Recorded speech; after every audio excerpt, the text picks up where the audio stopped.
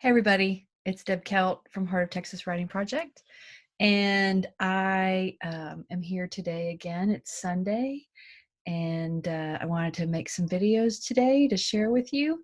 Um, I wanted to come back to something I spoke about a couple of days ago, which was uh, the reasons why people keep a writer's notebook, and maybe share with you some pictures of famous people who kept notebooks, which I often find to be really inspirational to see other people who did this work and what it looked like when famous people did this work. Um, but first, I wanted to talk to you a little bit more about why people keep notebooks, right? Why people, and when I say notebook, I mean a computer, I mean loose paper, I mean whatever tool you've decided to use to capture your thoughts. So I'm just going to say notebook, but I also want to stress that however you're going to do this is the right to think about the tool that works best for you. That's really, really important. For me, it's a notebook. Um, anyway, people have been writing down their thoughts, ideas, worries, inspirations, imaginings, life stories, memories. People have been doing this for a really long time. If you think about the cave drawings, right? Those were the first moments of humans paying attention to their own ideas and not wanting them to float away, right? So I know that probably a lot of people are thinking about, oh, we have to have school. Oh, we need to have lessons for school. And I know that's important. I understand that that's important. But I think that keeping a notebook is actually really part of being a human, about living your life with words as a human being. So I'm hoping this is bigger than for you than just a task that might look like a school assignment. I definitely taught this in school, but the message I always tried to convey is this is a way to live our lives with words at the center, like people have been doing for thousands and thousands of years. And I think that's really, really important. Other writers agree with me. Joan Didion, who is a writer that I admire a lot, she's one of my greatest heroes with writing, and she's a fantastic writer. She's an American writer. She's still alive. She lives in New York. And she had said, I wrote it in my notebook, she said that she loved to keep a writer's notebook because it helped her remember what it is to be me. And I love that idea, right? That writing in a notebook helps us sort of hang on to ourselves a little bit. I thought that was just beautiful. She's also written a lot about how keeping a notebook helps her figure things out. And she said something, I'm not going to quote it exactly right, that I don't know what I think until I write it down. And so that act of discovery is really, really important in writing, to use this as a tool to figure things out, to think through things, right? Another writer, Philip Lopate, who was a great essayist and poet, also New York, he wrote that writing in a notebook could be an act of self-making. And I think this is so great, right? That you can write yourself into being whatever it is you want to be, write yourself to create new identities, write yourself into uh, uh, more possibility.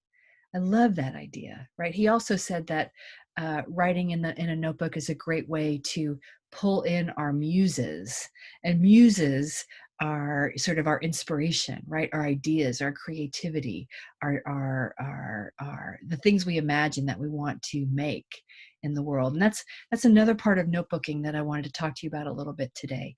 I think using a notebook to process and to think and to be more fully human is huge, maybe enough, right? Maybe if that's what you want it to be, that's enough. But a lot of people use notebooks to also create literature, art, poems, essays, stories to share with the world. And the notebook becomes sort of their workbench for creating ideas, gathering material that will later grow into something bigger that comes out of the notebook for other people to read, to publish. And I find that very, very exciting to know that the seeds that I'm planting in my notebook could later grow like they do in a garden. They could grow into something bigger. And we'll talk more about this as we go through, but to know that these ideas could maybe turn into something that you could share with others, that you could give as a gift of words, that you could publish to be read. I can't think of anything more exciting than to know that your work could somehow be part of this great conversation of reading and this great conversation of literature. So I find that very inspirational to know that I am keeping a notebook because I want to give something to the world, that I want to make some art or literature for others to share. That's a big part of why I keep a notebook, is I want to make something for others to read. I want to give something to an audience. Let me show you some famous people's notebooks, people who also wanted to make something to give to the world. Let's see if I can do this. Okay, here we go. And is it working? Okay, here we go. Let me make it full screen. Okay. This was Tupac's notebook, Tupac Shakur. He kept a notebook. I think he kept a notebook even when he was a teenager, when he was at the Baltimore School of Performing Arts. And you can see him thinking. You can see how messy it is. You can see the ideas growing, right? I don't even know what this is.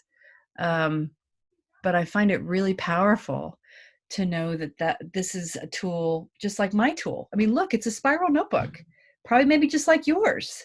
This is what he used to think and to make his art, to write his lyrics, to plan his videos. This was definitely a tool that he used. This was Leonardo da Vinci's notebook, the great Renaissance thinker, artist, creator, inventor.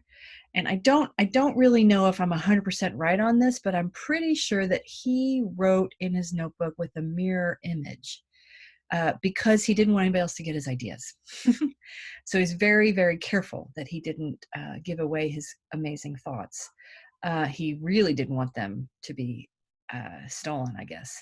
And you can see he also drew a lot in his notebook. That's super important. Many, many people, I do too, draw in your notebook. Drawing is a perfect way to get some thinking down, and all kinds of writers, creators use drawing as a tool to think. So if you're drawing in your notebook, that's awesome. And we're going to talk more about that in a little bit, in a couple of days. This is Frida's notebook, the great, great artist from Mexico. She has words, she has pictures, so beautiful. You can find a lot of her work from her notebook online. They actually published a book that was a collection of her notebook work. I just find that really inspirational. And then Walt Whitman, another one of my favorite poets. This is his notebook, messy, thinking, trying to process. Great American poet.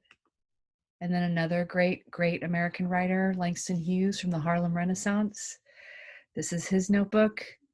You can tell he loved it. You can tell he used it. You can tell he carried it with him everywhere.